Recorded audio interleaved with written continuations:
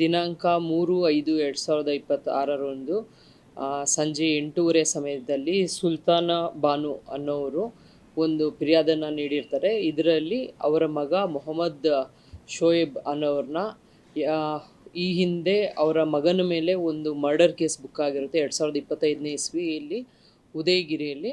ಆ ಒಂದು ಯಾರು ಡೆತ್ ಆಗಿರ್ತಾರೆ ಅವರ ಅಣ್ಣ ತಮ್ಮದಿರು ನನ್ನ ಮಗನ ಮರ್ಡರ್ ಮಾಡಿರ್ತಾರೆ ಅಂತ ಒಂದು ದೂರನ್ನು ನೀಡಿರ್ತಾರೆ. ಇದಕ್ಕೆ ಸಂಬಂಧಪಟ್ಟಂತೆ ಒಂದು ಕ್ರೈಮ್ ನಂಬರ್ 111/24 ಪ್ರಕರಣವನ್ನು ದಾಖಲು ಮಾಡಿಕೊಂಡು ತನಿಖಾ ತಂಡವನ್ನು ರಚಿಸಲಾಗಿತ್ತು. ತನಿಖಾ ತಂಡದಲ್ಲಿ Kumar inspector, DSP Kumar inspector, Sharath Kumar inspector, Banu Janabai Kadapatti sub inspector, Vinod Kumar ಮತ್ತು ಸಿಬ್ಬಂದಿಗಳನ್ನು ಒಳಪಟ್ಟಂತೆ ಒಂದು ತನಿಖಾ ತಂಡವನ್ನು ರಚಿಸಲಾಗಿತ್ತು. ಇದರಲ್ಲಿ ಒಟ್ಟು 5 ಜನ ಆರೋಪಿಗಳನ್ನು ದಸ್ತಗಿರಿ ಮಾಡಲಾಗಿದೆ. ಖಾಲಿಕ್ ಅಹಮದ್, ಸೈಯದ್ ಶೋಯಬ್, ಮೊಹಮ್ಮದ್ ಸೈಫ್, ಮೊಹಮ್ಮದ್ ಮಸೂದ್ ಅಹಮದ್, ರಿಹಾನ್ ಅಹಮದ್ ಖಾನ್ ಈ ಒಂದು ಅಕ್ಯೂಸ್ನ ದಸ್ತಗಿರಿ ಮಾಡಿ ಅವರನ್ನು ವಿಚಾರಣೆ ಮಾಡಿದಾಗ ತಿಳಿದು ಬರ್ತದೆ.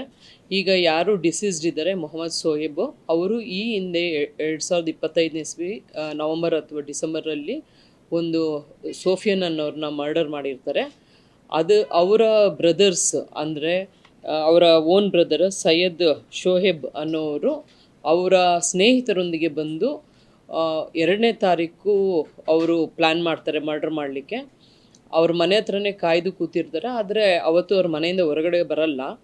ಈ ಒಂದು ಪ್ರಕರಣಕ್ಕೆ ಸಂಬಂಧಪಟ್ಟಂತೆ ಏನು ಮಾರಕಾಸ್ತ್ರಗಳಿದೆ ಸುಮಾರು 1 ತಿಂಗಳಿಂದನೇ ಅವ್ರು ಪರ್ಚೇಸ್ ಮಾಡಿ ಇಟ್ಕೊಂಡಿರ್ತಾರೆ. ಬಟ್ 2ನೇ ತಾರೀಕು ಸಕ್ಸಸ್ ಆಗದಿಲ್ದಿರೋ ಕಾರಣ 3ನೇ ತಾರೀಕು ಒಂದು ಹೊಸಾದ ಸಿಮ್ ತೊಗೊಂಡು ಕನ್ನಡದಲ್ಲಿ ಮಾತಾಡಿದ್ರೆ ಇವರು ಬರ್ತಾರೆ ಅಂತೇಳಿ ಈಸಿಯಾಗಿ ಔಟ್ಸ್ಕರ್ಟ್ಸ್ ಕರೆದು ಒಂದು ಟ್ರ್ಯಾಪ್ ಥರ ಮಾಡಿ ಅವ್ರನ್ನ ಮರ್ಡರ್ ಮಾಡ್ಬೋದು ಅಂತ ಸಂಚು ರೂಪಿಸಿ ಅವ್ರನ್ನ ಒಂದು ಕಾರ್ ಡೀಲರ್ಸ್ ಇರ್ತಾರೆ ಮೊಹಮ್ಮದ್ ಶೋಯಬ್ ಅವರು, ಅವ್ರು ಕಾರ್ ಡೀಲಿಂಗ್ ಮಾಡೋ ಸಲುವಾಗಿ ಔಟ್ಸ್ಕರ್ಟ್ಸ್ ಅಂದರೆ ಗಂಜಾಮ್ ರಸ್ತೆ ನಿಮಿಷಾಂಬ ಟೆಂಪಲ್ ಹಿಂಭಾಗ ಸುಮಾರು 500-600 ಮೀಟರ್ ದೂರದಲ್ಲಿ ಅವ್ರನ್ನ ಕರೆಸಿ ಒಂದು ಮಾರಕಾಸ್ತ್ರಗಳಿಂದ ಹಲ್ಲೆ ಮಾಡಿ ಕೊಲೆಗೈದಿರ್ತಾರೆ ಅಂತ ತಿಳಿದು ಬಂದಿರುತ್ತೆ.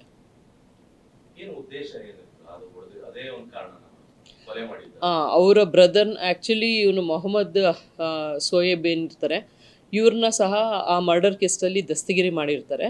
ದಸ್ತಗಿರಿ ಮಾಡಿದರೆ ಇವರು ಸುಮಾರು 2 ತಿಂಗಳ ಹಿಂದೆ ಬೇಲ್ನಿಂದ ಆಚೆ ಬರ್ತಾರೆ. ಬೇಲ್ನಿಂದ ಆಚೆ ಬಂದ ನಂತರ ಇವರು ಭಾಳ ನಾನು ಜೈಲಿಗೆ ಹೋಗಿ ಬಂದಿದ್ದೀನಿ ಅಂತ ಒಂದು ಹವಾ ಮೇಂಟೈನ್ ಮಾಡ್ತಾ ಇರ್ತಾರೆ ಅಂತ ಹೇಳಿರ್ತಾರೆ. ಹಂಗಾಗಿ ಆಮೇಲೆ ಅದರಲ್ಲಿ ಯಾರು ಡಿಸೀಸ್ಡ್ ಇದ್ದಾರೆ ಸೋಫಿಯನ್ನು, ಅವರ ಬ್ರದರ್ಸ್ಗೆ ಅವರ ಬ್ರದರ್ನ ಮರ್ಡರ್ ಮಾಡಿರೋಂಥ ರೈವಲ್ರಿ ಇರುತ್ತೆ. ಹಂಗಾಗಿ ಎಲ್ಲರೂ ಯುನೈಟ್ ಆಗಿ ಅವ್ರವ್ರ ಫ್ರೆಂಡ್ಸು ಈ ಒಂದು ಮರ್ಡರ್ ಮಾಡ್ತಾರೆ. ಉದಯಗಿರಿ ಪೊಲೀಸ್ ಠಾಣೆಯಲ್ಲಿ ಅಲ್ಲಿ ತಿಳಿದು ಬಂದಿರೋ ಪ್ರಕಾರ ಒಂದು ಸಣ್ಣ ವಿಚಾರಕ್ಕೆ ಒಂದು ಕಾರು ಮತ್ತು ಬೈಕ್ ಟಚ್ ಆಗಿರುತ್ತೆ. ಆ ಸಂಬಂಧವಾಗಿ ಸಣ್ಣ ವಿಚಾರಕ್ಕೆ ಗಲಾಟೆ ಸ್ಟಾರ್ಟ್ ಆಗಿರುತ್ತೆ. ಅದರಿಂದ ಒಂದು ಮರ್ಡರ್ ಆಗಿರುತ್ತೆ ಉದಯಗಿರಿಲಿ ಅಂತ ತಿಳಿದು ಬಂದಿದೆ. ಅದಕ್ಕೆ ರಿವೆಂಜ್ ಆಗಿ ಇವರು 1 ತಿಂಗಳಿಂದನೂ ಮಾರಕಾಸ್ತ್ರಗಳನ್ನ ತಗೊಂಡು 1 ತಿಂಗಳಿಂದನೂ ಅವರು ಯೋಚನೆ ಮಾಡಿರ್ತಾರೆ ಮರ್ಡರ್ ಮಾಡಬೇಕಂತೇಳಿ.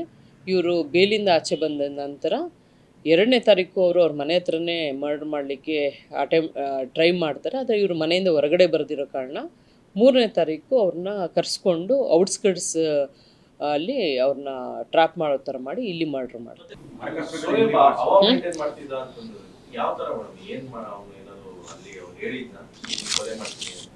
ಯಾವುದು?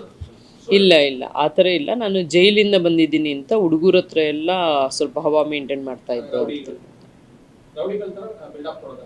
ಅಂದರೆ ಸುಮ್ಮನೆ ಹಂಗೆ ಬಿಲ್ಡಪ್ ಕೊಡ್ತಾರೆ ಹುಡುಗರ ಜೊತೆ ಎಲ್ಲ. ನಾನು ಜೈಲಿಗೆಲ್ಲ ಹೋಗಿ ಬಂದಿದ್ದೀನಿ ಅಂತ ಆ ಥರ ಬಿಲ್ಡಪ್ ಕೊಡ್ತಾ ಇರ್ತೀನಿ ಅಷ್ಟೇ.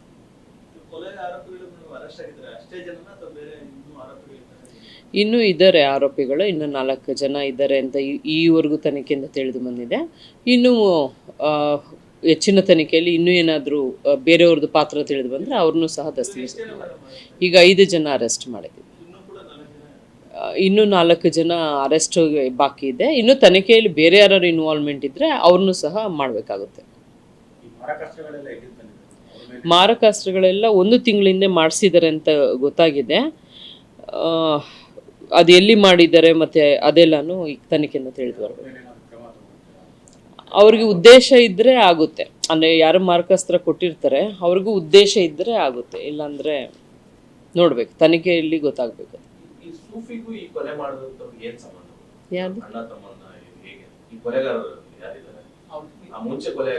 ಹಾಂ, ಹೇಳಿದ್ನಲ್ಲ, ಸೈಯದ್ ಶೋಯಬ್ ಸೂಫಿಯಾನ್ ಅವರ ಅಣ್ಣ.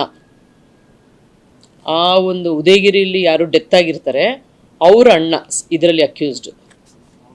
ಹಾಂ,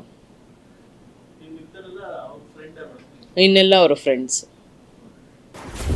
ಕರ್ನಾಟಕ ನ್ಯೂಸ್ ಡಿಜಿಟಲ್ ಚಾನಲನ್ನು ಈಗಲೇ ಸಬ್ಸ್ಕ್ರೈಬ್ ಮಾಡಿ. ಧನ್ಯವಾದಗಳು.